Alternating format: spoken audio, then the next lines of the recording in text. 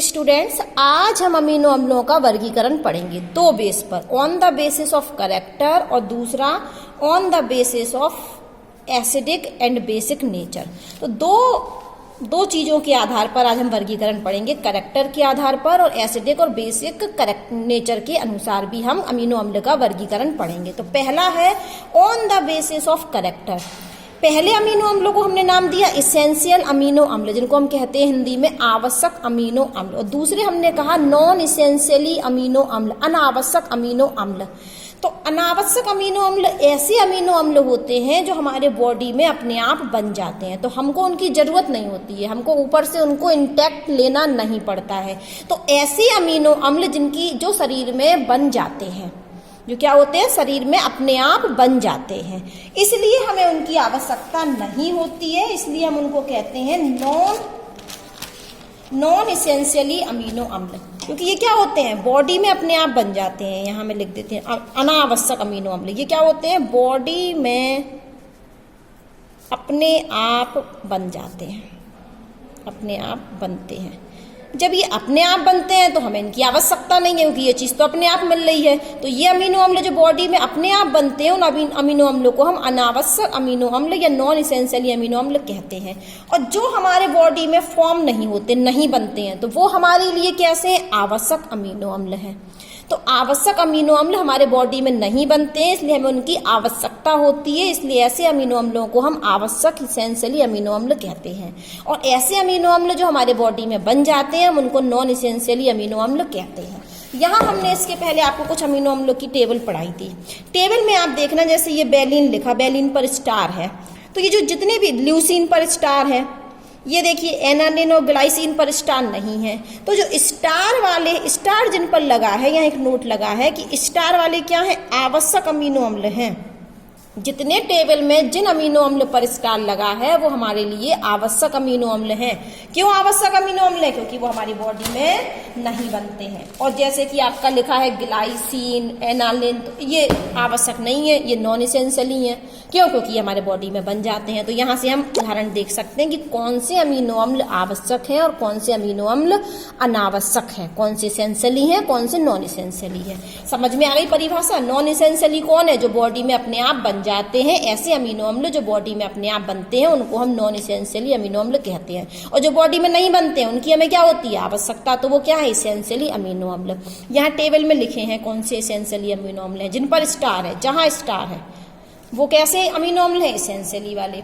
तो ये तो कैरेक्टर के आधार पर हो गया वर्गीकरण। अब हम पढ़ने वाले हैं दूसरा वर्गीकरण, on the basis of acidic basic nature.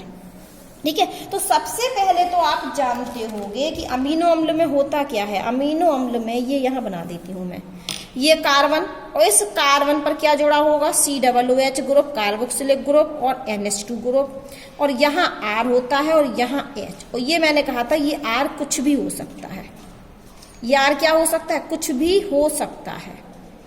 अगर ये RH होगा तो हमारा क्या बनेगा, ग्लाइसिन। टेबल में याद कीजिए, टेबल में यदि ये R क्या होगा, H, तो क्या बनेगा, ग्लाइसिन। यदि R मिथाइल ग्रुप होगा तो एनालिन बनेगा। तो ये R तो कुछ भी हो सकता है, ये हमारा अमीनो अम्ल है। ठीक है, अब हम जानना चाह रहे हैं कि कुछ अमीनो अम्ल अम्लीय होते हैं, कुछ क्षारीय होते हैं, कुछ उदासीन होते हैं। तो किस आधार पर होते हैं, तो वो भी समझ लीजिए। ये चीज कार्बोक्सिलिक ग्रुप है, ये बताता है हमारा अम्लीय नेचर, ये हमें क्या बताता है, अम्लीय प्रकृति। और ये NH2 ग्रुप हमें बताता है क्षारीय प्रकृति। ठीक है, अब बहुत ध्यान से सुनना आप, यदि कार्बोक्सिलिक ग्रुप और NH2 ग्रुप की संख्या समान हो, जैसे एक कार्बोक्सिलिक ग्रुप है और एक है, दो हो तो दो इधर हो, मतलब कार्बोक्सिलिक ग्रुप और NH2 ग्रुप की क्या हो, संख्या समान हो। मान लेते हम किसकी संख्या, कार्बोक्सिलिक ग्रुप और की संख्या किसके बराबर हो, NH2 की संख्या के।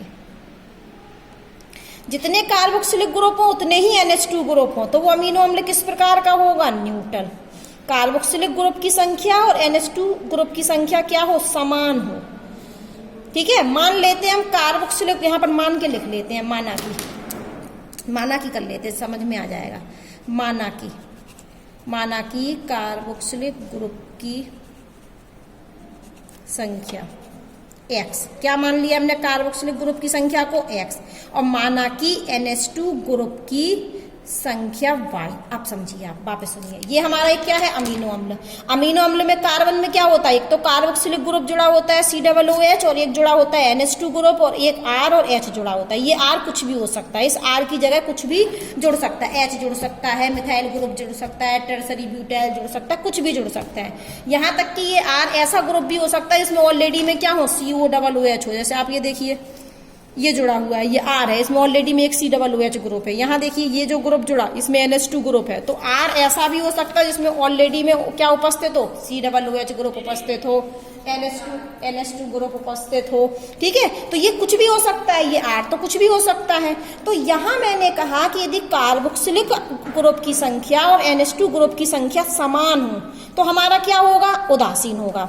यदि X मान लिया और Y मान लिया तो क्या होगा, जब X बराबर होगा Y, X और Y बराबर होगा, X और Y क्या होगा, बराबर, तब अमीनो अम्ल क्या होगा, उदासीन। कार्बोक्सिलिक ग्रुप और अमीन NH2 ग्रुप की संख्या क्या हो, बराबर हो। X और Y मान ली तो X और Y क्या हो, बराबर, तब उदासीन होगा। और यदि X बड़ा होगा, X क्या होगा, बड़ा, X मतलब कार्बोक्सिलिक ग्रुप बड़ा होगा। कार्बोक्सिलिक ग्रुप क्या है, क्या बताता है, अम्लीय नेचर। तो उस समय अमीनो अम्ल कैसा होगा, अम्लीय। और यदि X का मान कम हुआ Y से, Y बड़ा हुआ, Y का मतलब क्या है, NH2 ग्रुप, Y का मतलब क्या है, NH2 ग्रुप, और NH2 ग्रुप क्या बताता है, क्षारीय नेचर।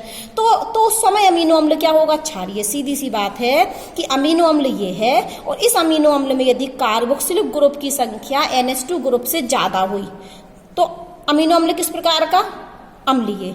और यदि दोनों की संख्या बराबर हुई तो अमीनो अम्ल उदासीन, और यदि NH2 ग्रुप की संख्या ज्यादा हुई तो अमीनो अम्ल क्षारीय। तो ये है हमारा अमीनो अम्ल का वर्गीकरण।